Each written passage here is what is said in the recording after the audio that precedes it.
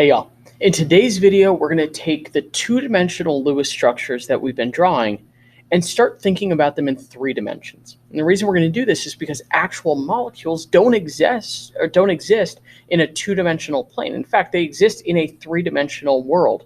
And so what we need to remember in this is that molecules and bonds and lone pairs are comprised of electrons, which are negatively charged.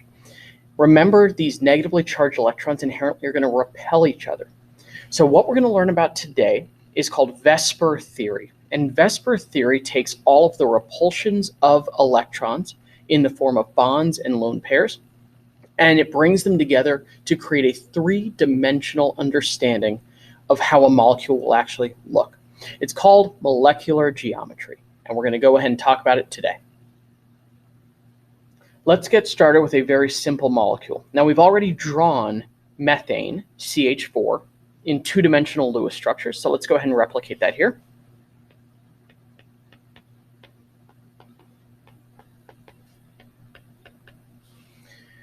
And when we're looking at VSEPR theory, what we're looking at is a situation where electrons are going to repel each other in things called electron domains.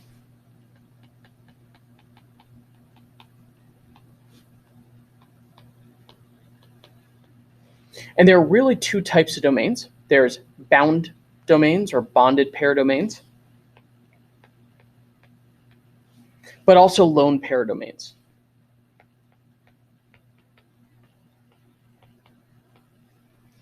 Thing to remember about domains is you can think of it almost like where electrons are, which means that single bonds, double bonds, and triple bonds all actually count as just one domain each. All right, so a single bond is one domain, a double bond is one domain, a triple bond is one domain. That's going to be really important going forward in terms of how we're going to conceive these 3-dimensional structures. So electron domains are really important to know. And the reason is because atoms are going to be positioned around the central atom.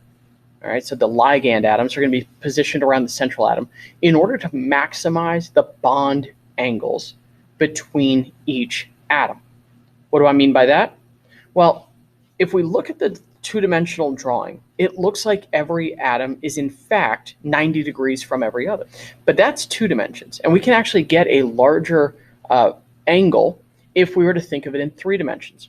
So this right here represents a methane molecule, CH4, in 3 dimensions. Now, if you look at this, each atom is more than 90 degrees from each other, okay?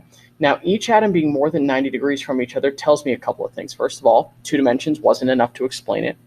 And second of all, there must be something else going on here. So what's going on here is the fact that each domain existing in 3 dimensions repels each other's domain, all right? So this domain tries to maximize the distance between it and all the other 3, and conversely, every other domain does the same. Because each hydrogen is effectively the same, each domain is effectively the same, this is going to be a symmetrical molecule, and every bond angle in this case is actually going to be 109.5 degrees. And the reason for that is because that's the distance at which each angle is maximized. All right, so when we're looking at VSEPR theory, there's really 2 things to understand. Number 1 is the molecular domain geometry. So that's based on the number of domains. Domains, remember, can be bonds or lone pairs. But then there's the shape of the molecule.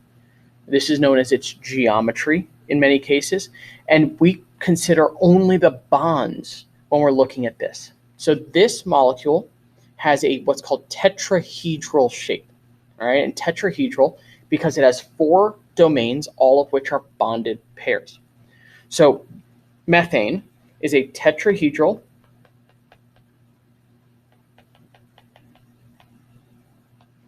geometry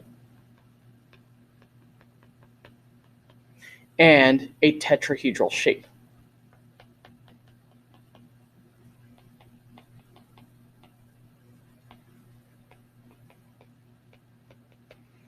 And each bond is 109.5 degrees.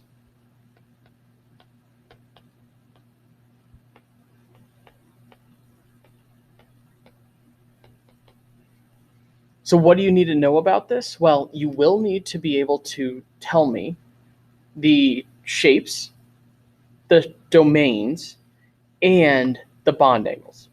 So let's take a look at this in the concept of not that bonds look like this, but what they actually look like. And I'm going to use some balloons as my example.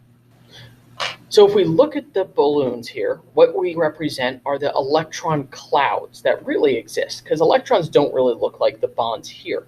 They look more like this, where we have domains which are comprised of the electron cloud or make up the electron cloud, and those domains are going to repel each other. Now, when we repel each other, these create that non-90-degree bond angle. So you can see that the angles between these aren't actually 90 degrees because the balloons are going to be repelling each other a little bit more than that. So when we think of geometry, that's what we need to think about. Domains like this, not like this, and not like the two-dimensional Lewis structures that we were drawing. So methane has a tetrahedral shape, a tetrahedral geometry, and bond angles of 109.5 degrees. So what happens if we change something up? What if instead of methane, CH4, we have carbon tetrafluoride, CF4? Well, in this case, we're going to see the Lewis structure is essentially the same, but instead of hydrogens as the ligands, we have fluorine as the ligands.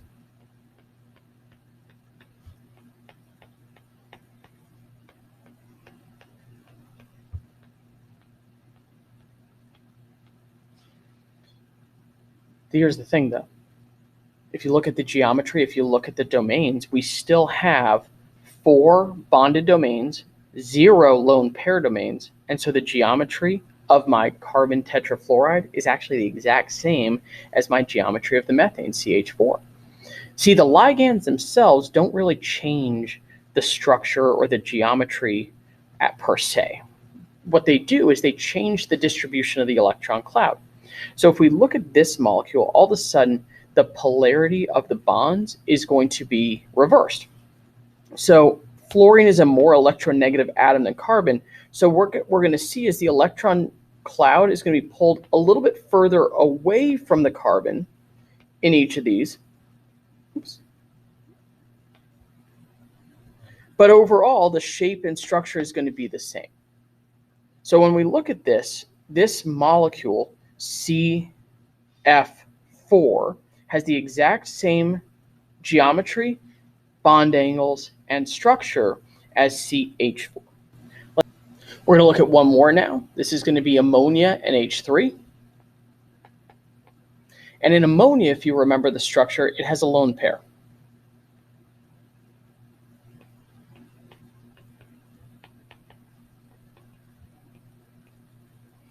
Now, that lone pair isn't just another domain, okay? So it has 3 bonds.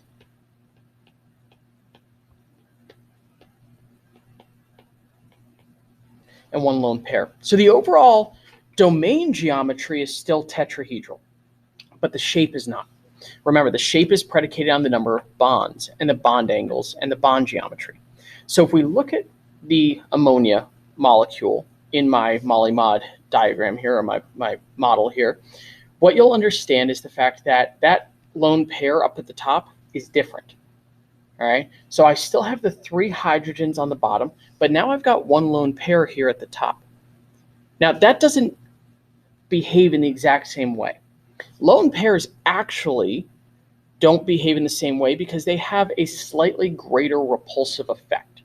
Okay, so when we look at a lone pair, they're going to push just a little bit harder as a repulsive effect on the other bonds. So the bond angles are going to be a little bit different in this model than we had in the last 2. Even though the domain geometry is the same, the shape is not.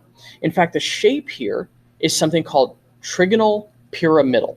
And we can think of it like a pyramid if we remove this lone pair from the understanding. And you can see how it goes down each of the 3 sides, and we form a triangle on the bottom, hence trigonal pyramidal. So the overall shape of this molecule is trigonal pyramidal.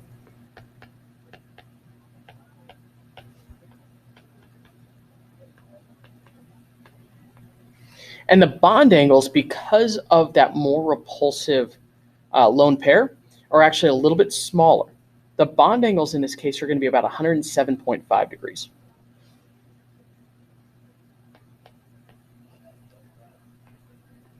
Actually 107, sorry, not 107.5, about 107 degrees. So it's going to be about a 107 degree bond angle here.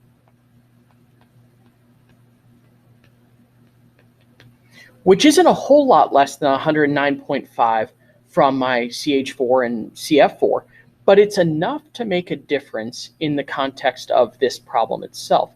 Bond angles are really important. So let's take a look with the balloons and what this might look like.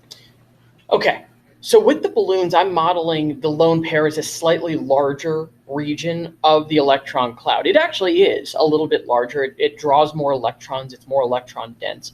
And so what we see here is that it just simply takes up a little bit more space. It repels the others a bit more.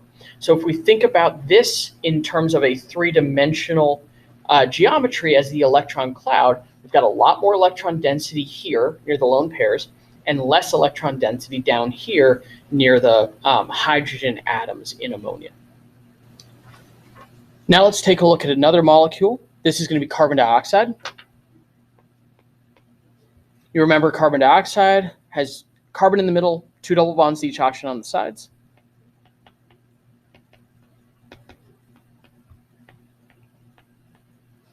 Now, if we look at carbon dioxide in the context of domains, it has two bonding domains. Remember, double bonds count as one domain each. So it has two bonding domains and 0 lone pair domains.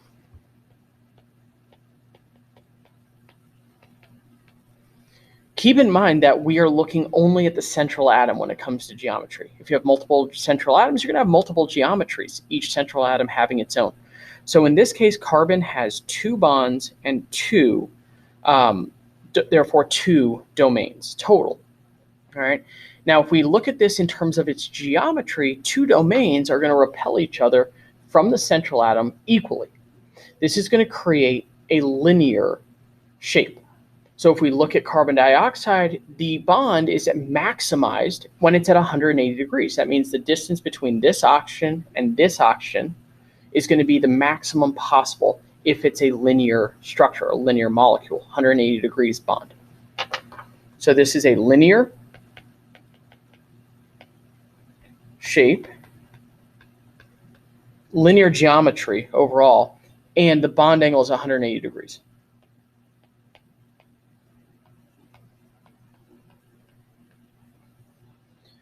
That's carbon dioxide. So remember, when we're looking at geometry of molecules, you have to count the number of domains, both lone pair domains and bonding domains, and then we can use those to be able to make a determination of the overall shape of the molecule. We're going to look at one last molecule today, and that's going to be water, H2O.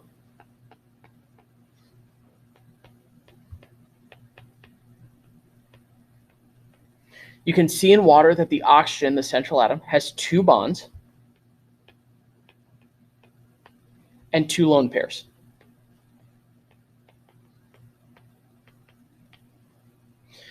What this means is that overall 4 domains, it's going to have a tetrahedral domain geometry, but the shape is not going to be tetrahedral. The shape in this case is going to look more like this.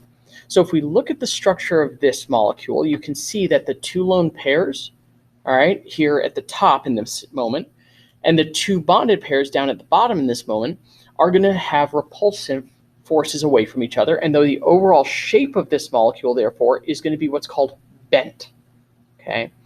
Now, because we have two lone pairs at the top, you're actually going to notice that there's going to be more repulsion here. So this is a bent shape.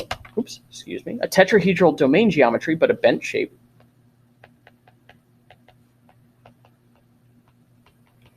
And because of those two lone pairs, the repulsion is going to be even greater. And so the bond angle is actually going to be less than even in the ammonia earlier, the NH3 earlier. And the angle here is in fact going to be 109 or 104.5 degrees.